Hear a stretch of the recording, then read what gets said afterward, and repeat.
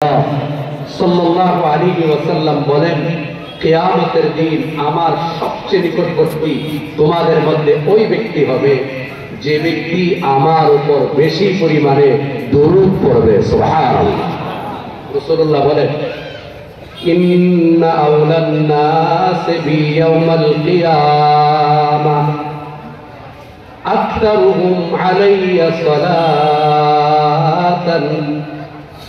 রাসূলুল্লাহ বলেন, কিয়ামতের দিন ইন্না আওলান নাস বি ইয়াউমাল কিয়ামাহ, কিয়ামতের দিন আমার সবচেয়ে নিকটে থাকবে তোমাদের মধ্যে ওই ব্যক্তি আকতারুহুম আলাইয়া সালাতান, যে ব্যক্তি আমার উপর বেশি পরিমাণে দরুদ পড়বে।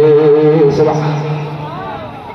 রাসূলের উপর যারা বেশি দরুদ পড়বে, রাসূলের উপর দরুদ যে বেশি, সালাম যে ব্যক্তি বেশি দিবে, রাসূলুল্লাহ বলেন সে যে কোনো শ্রেণীর হোক, যে কোনো বংশের হোক, তার পরিচয় থাকুক বা নাই থাকুক, ব্যক্তির বর্ণটা যেমনই হোক না কেন, ওই ব্যক্তি কিয়ামতে আমার একবারে কাছে কাছে থাকবে। সুবহানাল্লাহ।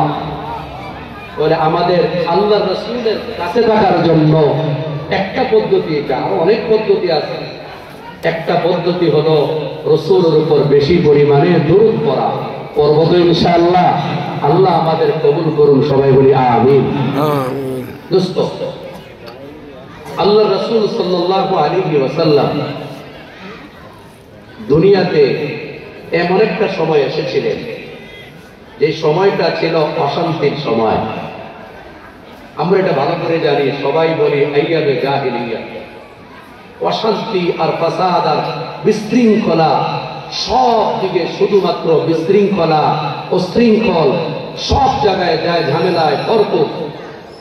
এমন একটা সময় অশান্তি যখন বিরাজমান, সব জায়গায় অশান্তি, আল্লাহ রাব্বুল আলামিন আল্লাহ রাসূল সাল্লাল্লাহু আলাইহি ওয়াসাল্লামকে দুনিয়াতে প্রেরণ করছেন।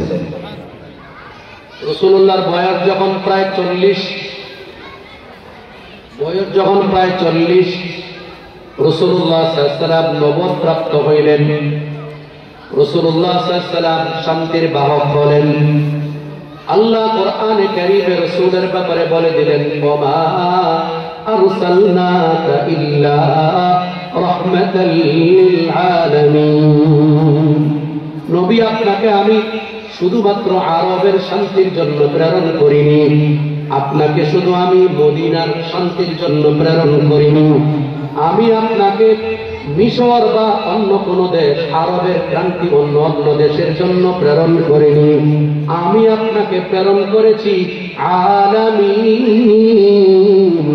আরব এবং আজম, আরব এবং অনারব করে সারা বিশ্বের যত দেশ কিয়ামত পর্যন্ত আবিষ্কৃত হবে, আল্লাহ রাসূলকে আল্লাহ বলেন, নবী, আপনাকে আমি সমস্ত জগতের জন্য আপনাকে রহমত বানাইয়া, শান্তির বাহক বানাইয়া দুনিয়াতে প্রেরণ করলাম।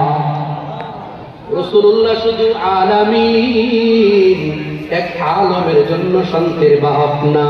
দোস্ত, আমরা যে জগৎটায় থাকি এটার নাম আলমে দুনিয়া। আমরা যে পৃথিবীতে বাস করি এটার নাম আরবিতে বলা হয় আলমে দুনিয়া। আমরা বাংলাতে বলি পৃথিবী, অন্য ভাষায় বলি দুনিয়া, কিন্তু আলম, আল্লাহর কাছে আরো অনেক এরকম পৃথিবী রয়েছে। আল্লাহর কাছে আলম আছে, আলমে আরওয়াহ, রূহ জগৎ একটা আছে, ওখানেও একটা পৃথিবী আছে, ওইটার নাম আলমে আরওয়াহ। এরপরের জগতের নাম হলো আলমে দুনিয়া। এরপরে আবার আরেকটা জগতে আমাদের যেতে হবে, ওই আলমের নাম আলমে বরজখ, কবরের জিন্দেগি। এরপরে আরেকটা আলমে আবার যেতে হবে, ওই আলমের নাম আলমে আখিরাহ।